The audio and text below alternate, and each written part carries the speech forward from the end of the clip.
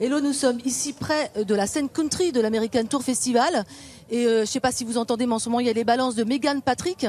Alors ici, on est avec Franck Bouchereau pour en parler.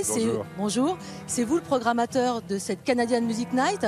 Alors, qu'est-ce que vous pouvez nous dire de Megan Patrick? C'est une étoile montante de la country music? Alors, Megan Patrick est plus qu'une étoile montante puisqu'elle a été élue au Canada meilleure artiste féminine de l'année par la CCMA, l'Association de country music canadienne anglophone.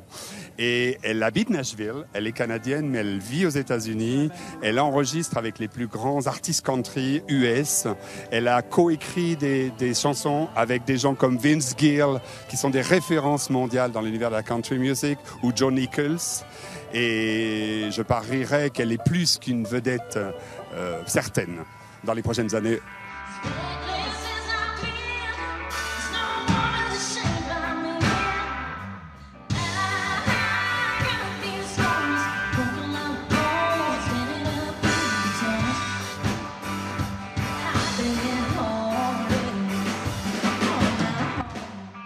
La tête d'affiche de cette nuit, c'est Gord Bamford. C'est Gord Bamford, et c'est une star en Amérique du Nord de la country. Et quand vous avez su qu'il avait accepté votre invitation pour cette 10e édition, vous avez fait quoi? Vous avez fait un bond? Vous avez hurlé? J'étais heureux d'avoir la chance de pouvoir faire revenir après 10 ans d'absence, parce que c'est quelque chose d'important pour la Canadian Music Night. On fête cette année les 10 ans. Gord Bamford a été le premier artiste à faire confiance à Tours, à la ville de Tours, à l'organisation de Tours événements, pour venir sur cette première Canadian Music Night il y a 10 ans. Et aujourd'hui, il revient pour fêter ses 10e anniversaire. Donc je suis très très fier d'avoir une énorme vedette. Gord Bamford est aujourd'hui l'une des 5 plus grosses vedettes canadiennes dans ce qu'on appelle la musique country néo-traditionnelle.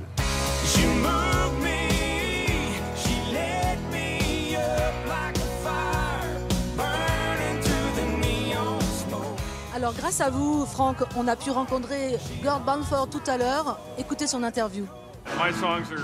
C'est un album d'amour, vous savez, ça parle d'autres sujets évidemment, mais c'est d'abord un album d'amour. Et puis ma femme est avec moi en France et elle m'inspire beaucoup. Vous êtes né en Australie et vous êtes arrivé au Canada à l'âge de 5 ans. Et je me demandais quel était votre premier souvenir de musique.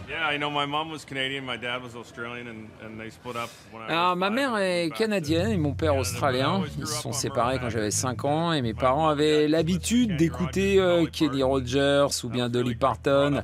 J'ai grandi dans une ferme aussi avec la musique country et ça, c'est mon héritage.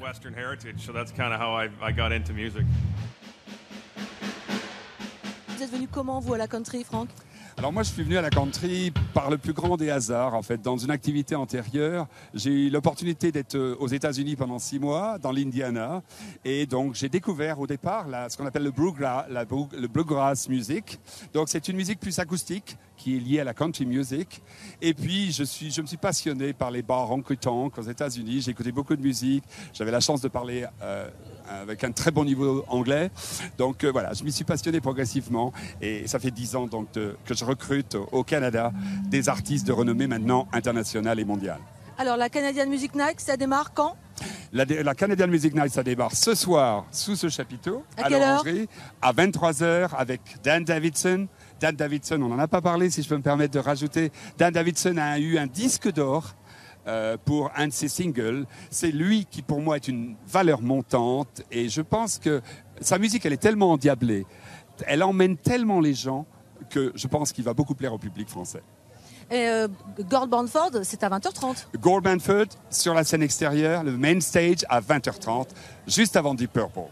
D'accord, merci Franck. Donc à tout à l'heure. Plaisir. Et pour terminer, on vous offre ce morceau de Dan Davidson. Il joue ce soir à 23h.